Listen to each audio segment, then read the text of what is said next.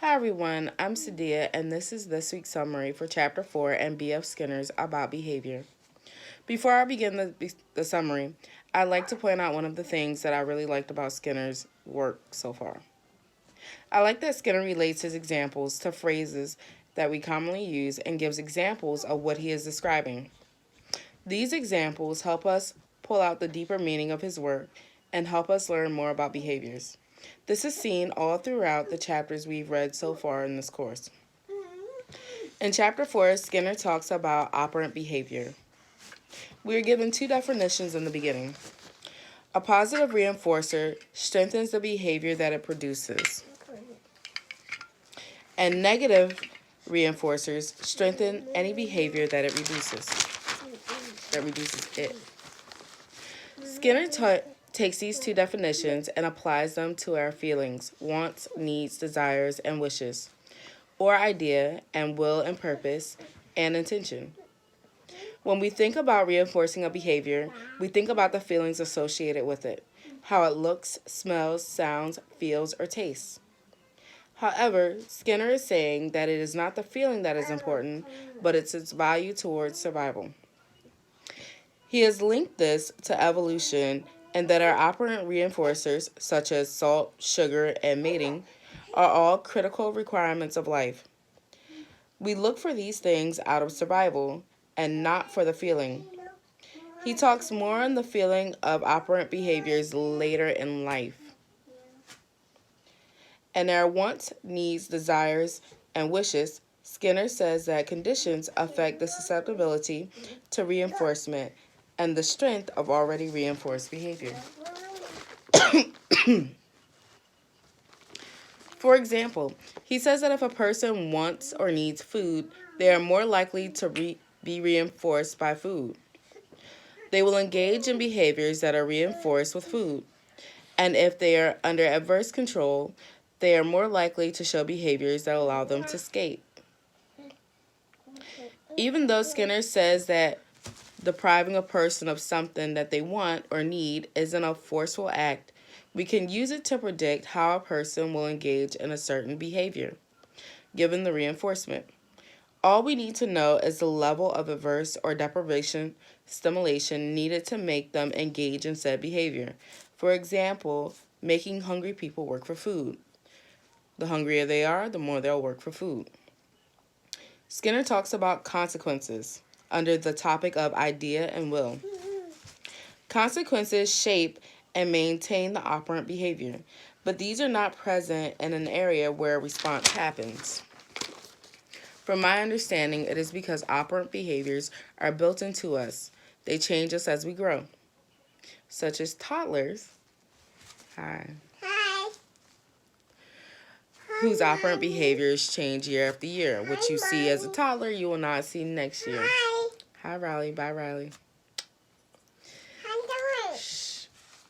The change in setting may affect how or when the response comes.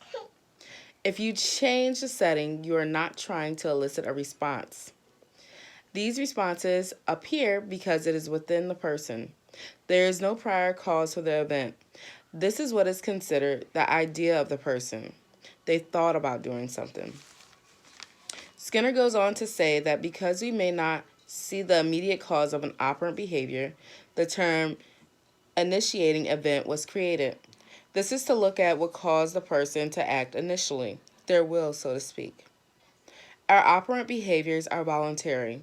Reflexes like sneezing or blinking are not. They are natural reactions unless they are conditioned otherwise. Some of you may be familiar with the buzzer and the puff of air experiment, how our eyes were trained to blink. Because operant behaviors are voluntary, it gives us the idea of free will, meaning that we have the choice to choose, want, or be pleased in doing different things. Our behaviors are good if we don't need to explain the act of a will. The main issue with will, free will, and idea is that determinism, meaning that we truly do not have free will, but that our actions and decisions are predetermined for us. Operant behaviors are based on purpose and intention. Our purpose and intentions are reinforced by consequences.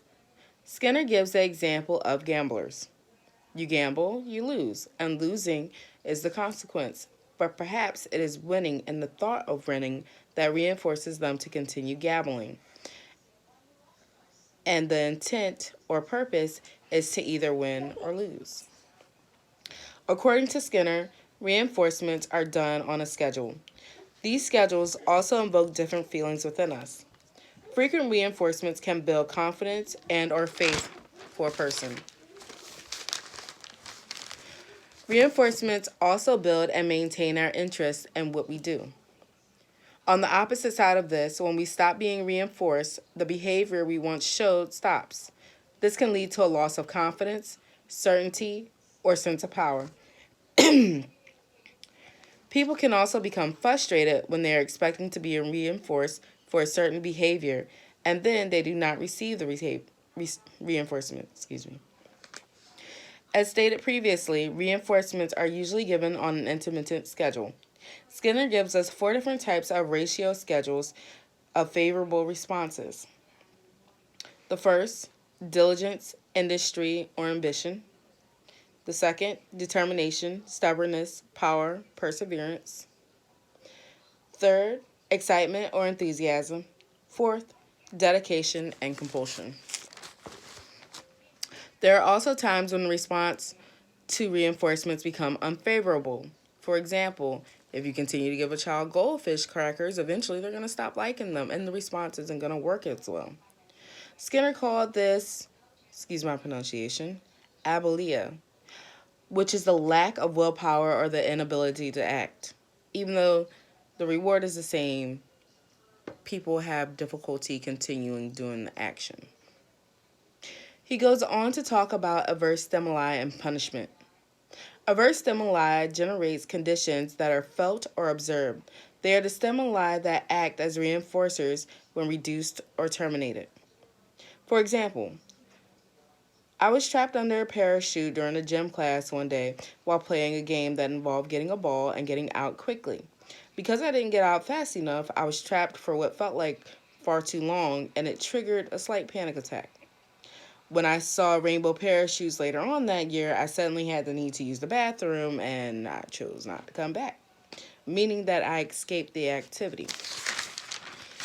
Skinner continues with this by saying that when dealing with negative or adverse stimulation, negatively reinforced behaviors may become strengthened.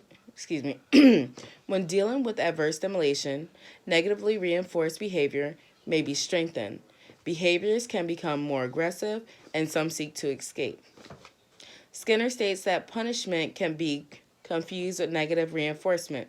However, punishment is used to remove a behavior from someone's repertoire.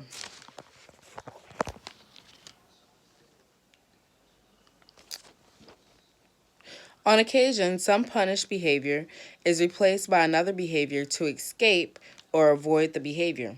An example of this is when someone chooses to do nothing instead of what would have gotten them punished. You've probably seen this in some children of yours or some kids where if you tell them not to do something, oh, don't touch that, or do your work, they decide to do absolutely nothing at all, which can lead to more punishment. The end of the chapter sums up B.F. Skinner's thoughts on behaviors of the mind. He states that we do not see the mind of people and the person as two separate entities or separate entities. He says that our mental activities teach us to judge, anticipate, and expect things. It also teaches us to understand. My final takeaway from this chapter was the last paragraph, and there was something about it that really made me interested in it. So I'm going to read that for you now. This is a direct quote from B.F. Skinner about behavior. It is sometimes said that operant conditioning is simply one aspect of the pursuit of happiness, and the expression will help to summarize several points in this chapter. Happiness is a feeling, a byproduct of operant reinforcement. The things which make us happy are the things which reinforce us. But it is the things, not the feelings, which must be identified and used in prediction, control, and interpretation. Pursuit suggests purpose. We act to achieve happiness. But pursuit, like search, is simply behavior which has been reinforced by achieving something. Behavior becomes pursuit only after reinforcement. Thank you.